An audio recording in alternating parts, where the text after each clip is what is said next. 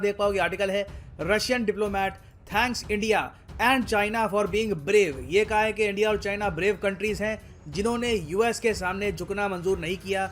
Now even though वैसे मैं आपको ये बता दूं कि इंडिया और चाइना का जो स्टांस था वेस्ट गया है यूएनएससी में। वैसे ओवरवेलमिंगली वोटिंग रशिया के अगेंस्ट हुई, मगर फिर भी रशिया ने ऑफिशियली इंडिया और बाकी देशों को थैंक यू यहाँ पर कहा है। नाउ रीजन इसका क्या है, किस बात पर वोटिंग हुई थी, इशू क्या है, इन डिटेल यहाँ पे मैं आपको समझाऊंगा। और यहाँ पर आप देख सकते हैं ट्वीट भी है by the Russian representative to the UN. काफी कुछ यहाँ पे आपको जानने को मिलेगा। So a lot to know, a lot to discuss as always. But before we begin आपसे एक क्वेश्चन यहाँ पे पूछूंगा कि यूक्रेन के साउथ में अगर आप जाओगे तो आपको कौन सा सी मिलेगा, बाल्टिक सी, कारा सी ऑफ एजोव या फिर बेरेंट सी। इस क्वेश्चन का जो आंसर है रिसेंटली बहुत न्यूज में रहा है, इस पर 50 आर्टिकल लिखे गए हैं। तो मैं उम्मीद करता हूं कि आप सब लोग इस क्वेश्चन को अटेम्प्ट करेंगे in the comment section below. तो देखिए रशिया और यूक्रेन की जो टेंशंस हैं ये रिसेंटली पहुंच गई यूएन सिक्योरिटी काउंसिल में, और यहां पर यूएस समेत कई देशों ने बढ़ चढ़ के आरोप लगाया रशिया पे कि रशिया अग्रेसर है और रशिया वॉर प्रोवोक करने की कोशिश यहां पर कर रहा है। यूएस ने तो स्पेशली मैं कहूंगा रशिया के ह्यूमन राइट्स वायलेशन के इशू को लेकर, यूक्रेन के बुलिंग के इशू को लेकर बहुत ज्यादा बड़े आरोप लगा दिए।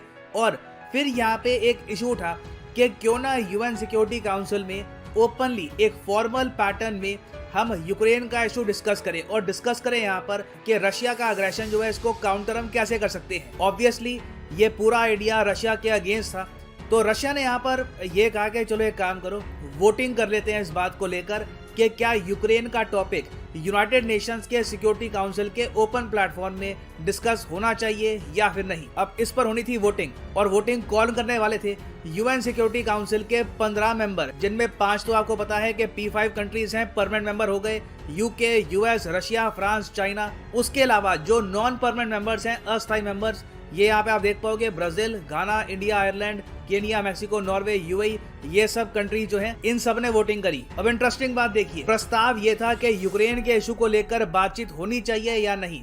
ऑब्वियसली रशिया यही चाहेगा कि बातचीत ना हो, तो रशिया ने इसके अगेंस्ट वोट किया। चाइना रशिया के समर्थन में आया, चाइना ने भी यहाँ पर वोट कर दिया नो। और उसके बाद 3 और देश, इंडिया, गैबोन और केनिया, ये एब्सटेन कर देते हैं। ये यहाँ पे ना अप्रूवल में वोट करते हैं ना नेगेटिव में वोट करते हैं, क्योंकि मैं आपको ये बता दूं इस टॉपिक को डिस्कस करने के लिए 8 यस वोट चाहिए थे।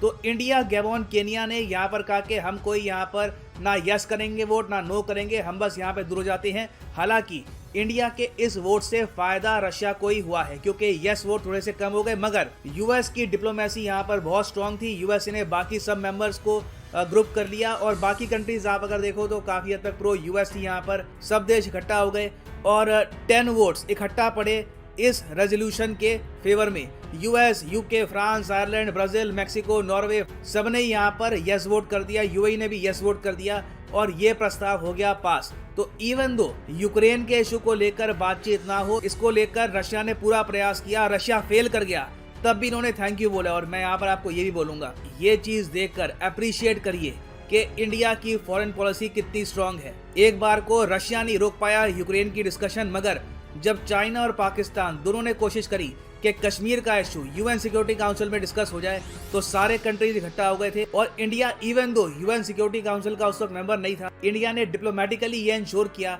कि कश्मीर का इशू, आर्टिकल 370 का इशू यूएन सिक्योरिटी काउंसिल में डिस्कस ना हो। तो खैर जहां पर चाहिए थे 9 वोट पड़ गए 10 वोट। रशिया ने कहा कि चलो ठीक है, मुझे पता है, अब तुम सब लोग मुझे सुनाओगे यूक्रेन के इशू को लेकर। तो रशिया के जो यहाँ पर यूएन के रिप्रेजेंटेटिव हैं बैठ गए, और एक एक करके इन 10 कंट्रीज ने आलोचना करनी स्टार्ट कर दी यूक्रेन के इशू को लेकर के। यूक्रेन में लोग डरे हुए हैं, वॉर का डर लग रहा है, रशिया एक बहुत बड़ी मिलिट्री है, रशिया अगर इन्वेड करता है यूक्रेन को तो ये इंटरनेशनल रूल्स का वायलेशन होगा, जो काफी हद तक ठीक भी बात है। फिर बात यहाँ पे आई इंडिया की स्टेटमेंट की, क्योंकि एक एक करके सब यहाँ पर स्टेटमेंट दे रहे थे।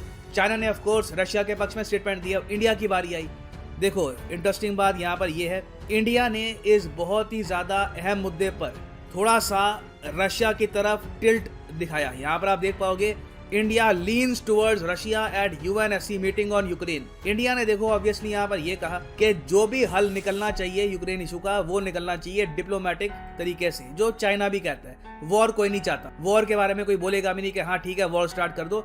इंडिया ने भी कहा कि पीसफुल तरीके से, डिप्लोमेटिक तरीके से हल निकलना चाहिए। मगर इंडिया ने यहाँ पर रशिया का पक्ष ये ले लिया कुछ वर्ड्स ऐड करके। वर्ड्स यहाँ पर ये थे कि सब कंट्रीज को ध्यान रखना चाहिए कि यूक्रेन रशिया इशू के बीच में हर कंट्री के जो लेजिटिमेट सिक्योरिटी इंटरेस्ट हैं इनको भी ध्यान में रखा जाए। अब ये जो लाइन है ये बहुत इंपॉर्टेंट है और रशिया को फेवर करती है, क्योंकि आप अगर आज के समय रशिया का स्टांस देखो तो बहुत सिंपल है। लोग पूछते हैं कि यूक्रेन क्राइसिस क्या है, बेसिकली यहाँ पर हो क्या रहा है। बहुत ही सिंपल यहाँ पे इशू है। यूएस इस बात पर अड़ा हुआ है कि आज नहीं तो कल यूक्रेन को ये लोग पार्ट बना देंगे नेटो का। रशिया सिंपली ये कह रहा है कि ऐसा करने की आवश्यकता क्या है। ऑलरेडी आप अगर देखो तो एस्टोनिया, लटविया, लिथुएनिया, जो ये तीनों बाल्टिक देश हैं, ये नेटो के पार्ट है। पोलैंड नेटो का पार्ट है। ऑलमोस्ट सारा यूरोप नेटो का पार्ट है। नेटो की मिलिट्री बिल्कुल रशिया की बॉर्डर पे आ चुकी है। आप यूक्रेन को भी नेटो का पार्ट बनाकर रशिया की सिक्योरिटी को थ्रेटन क्यों कर रहे हो? लिटरली यहाँ पे रशिया ये कह रहा है कि हमें पुश किया जा रहा है कॉर्नर में। रशिया की सिंपली यहाँ पर डिमांड ये है कि यूएस लिखित रूप में रशिया को ये दे दे कि नेटो में कभी भी यूक्रेन को ये लोग नहीं डालेंगे। और इसी बात को लेकर यूएस ओपनली कह चुका है कि नहीं, ऐसा कुछ लिखित रूप में हम आपको वादा नहीं करेंगे कि यूक्रेन को हमेशा बार कर दिया जाएगा फ्रॉम नेटो। कल को अगर यूक्रेन को नेटो में डालना होगा हम डाल भी देंगे। तो रशिया यहाँ पर कह रहा है इसके रिस्पॉन्स में तो ठीक है, हमारे पास ऑप्शन नहीं है, नहीं तो आप लोग तो कंप्लीटली घेर लोगे हमको यहाँ पे बाल्टिक कंट्री से, फिर यूक्रेन से बड़ी आराम से आप इन्वेजन कर पाओगे रशिया की इन द फ्यूचर। तो इंडिया ने भी यहाँ पर यही बोला है कि डिप्लोमेटिक सोल्यूशन तो निकालो, मगर हर कंट्री के जो लेजिटिमेट सिक्योरिटी इंटरेस्ट है इनको भी ध्यान में रखो। यहाँ पर सिर्फ बात इंटरनेशनल बॉर्डर, इंटरनेशनल लॉ की नहीं है।